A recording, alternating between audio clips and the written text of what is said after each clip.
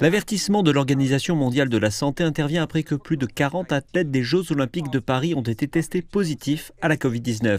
Ces dernières semaines, l'OMS indique que ces données montrent que dans 84 pays, le pourcentage de tests positifs au SARS-CoV-2 a augmenté. Une nouvelle vague d'infections ayant été enregistrée dans les Amériques, en Europe et dans le Pacifique occidental. En Europe, le pourcentage de positivité est supérieur à 20%.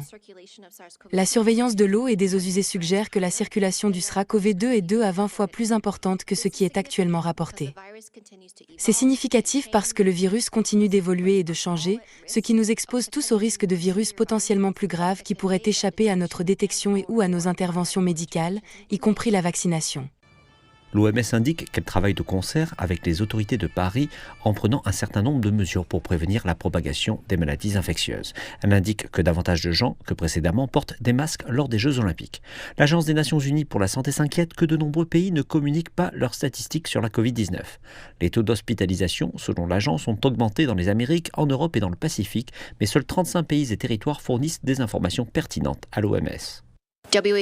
L'OMS exhorte les pays à partager davantage de séquences génétiques et à communiquer plus de données sur les hospitalisations, les admissions en soins intensifs et les décès, car nous nous appuyons sur ces données pour mener nos évaluations des risques et mesurer le fardeau.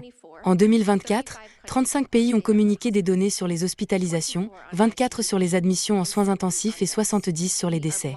Nous sommes aveugles concernant la compréhension du fardeau? L'OMS exhorte les pays à continuer d'affiner leur système de préparation et de riposte à la pandémie, sur lesquels ils ont beaucoup travaillé au cours de la Covid-19. L'Organisation mondiale de la santé dit craindre que des variantes du coronavirus susceptibles d'échapper à la détection ne se profilent bientôt à l'horizon et ne réagissent pas à l'intervention médicale.